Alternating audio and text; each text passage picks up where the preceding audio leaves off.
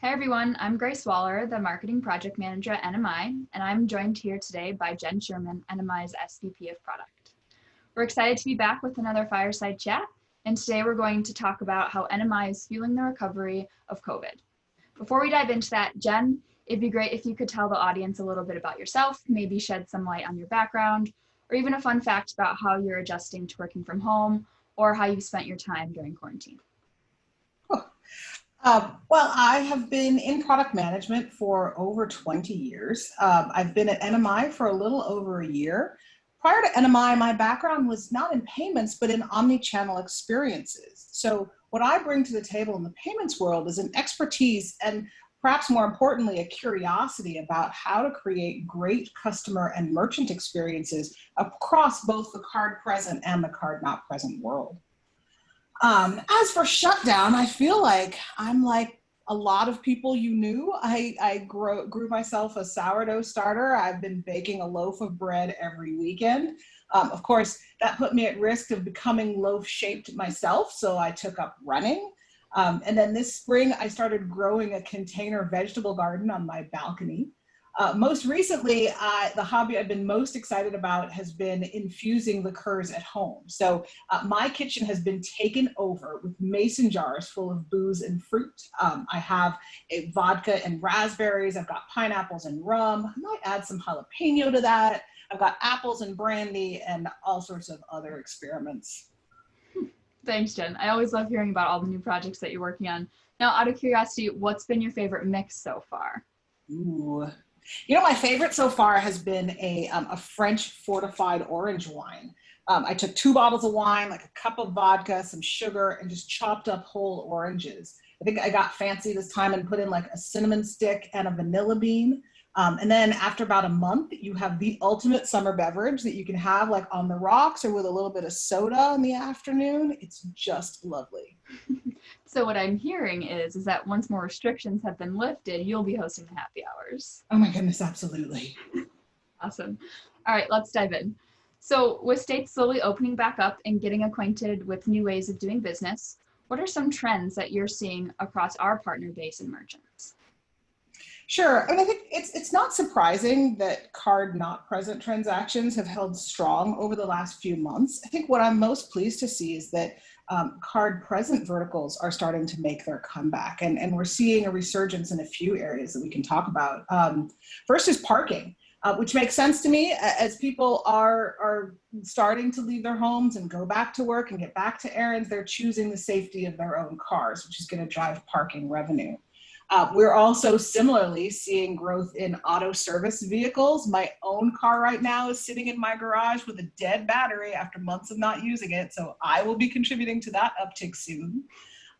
We've also seen growth in home supply, nurseries, garden centers. I think people are starting to use the downtime to work on their homes. It's funny, my balcony tomatoes outgrew their supportive cages, and so I went to my local hardware store to pick up some larger ones, and they were out.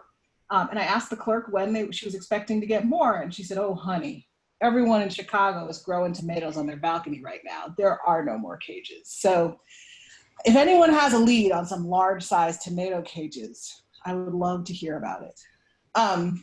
Anyway, back to the verticals that are recovering, though. We're also seeing strong growth in moving services, both like the local and interstate type. I don't want to speculate on whether that's about folks having to move home due to financial constraints. I think part of me hopes that that is us realizing that we can be productive from anywhere and thus getting to rethink where we really want to live. I think that new offer that Barbados has made, year-long visas for people who want to work remotely from the beach, is absolutely brilliant. I have to agree. NMI Barbados has a nice ring to it. Now, as a direct result of COVID, it's no secret that the world is shifting towards ways to reduce physical touch points, which seems to be driving the influx of contactless payments. I wanted to get your take on how we're seeing partners and merchants implement contactless payments into their business and how it can ultimately change the way businesses operate moving forward. Yeah, I mean, clearly the rise of contactless has been talked about a lot and is definitely a no-brainer. We at NMI are seeing an uptick in sales of the payment devices that we carry that support contactless, like the BB Pause chipper and We're really excited to be releasing the Ingenico Lane series next month. And all of that is about giving consumers and merchants that contactless experience. I think for me, what's just as interesting has been the solution providers who are thinking about innovation in contact-free experiences that aren't just about contactless card taps. And a lot of times that means bringing elements of e-commerce into the card-present physical world.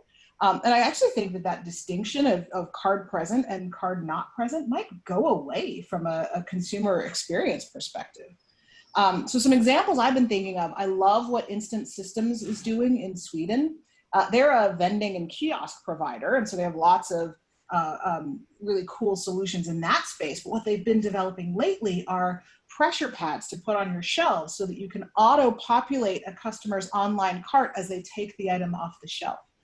They've done pay by QR code, pay by link, payment applications, card payments in machines. I think the notion of the Amazon Go store being really only for Amazon, who has all the money to experiment, is going to go away. It's not just going to be a high concept novelty for the largest realtors. I think everyone has the opportunity to start evaluating checkout free experiences. And I am also loving the pay by QR code in restaurant. I personally am not yet ready to go to a restaurant, but when I do, I can't wait to see what that brings to my kind of checkout experience from a dine out perspective. And I am eagerly watching the tap on phone trend, right? We've been using our phones for quite some time to take the place of the card. But what we're now seeing is solution providers saying that phone can also take the place of a payment device. And if you've seen Samsung's content that they're putting out around their Galaxy X Cover Pro phone, they're saying it is payment acceptance ready. And we as an industry, to some extent, are scrambling to deliver that infrastructure that will allow merchants and consumers to not only go contactless, but drop that additional device where it makes sense. I mean, one less thing to touch means one less thing to contaminate. And it's innovations like that, I think, that are going to allow us all as a community of solution providers to reimagine what the future of payments are going to look like in a post-COVID world. I agree. Thank you for sharing those insights, Jen. And that brings us to the end of our fireside chat. It was so great talking with you today. And thank you to all of our viewers that joined us. And be on the lookout for more content from us as we continue to share different insights on payments and the business overall. And as always, the best way to stay up to date with our latest content is to follow us on LinkedIn, or you can watch our other fireside chat videos on our YouTube page. Thanks for watching, and we'll see you next time.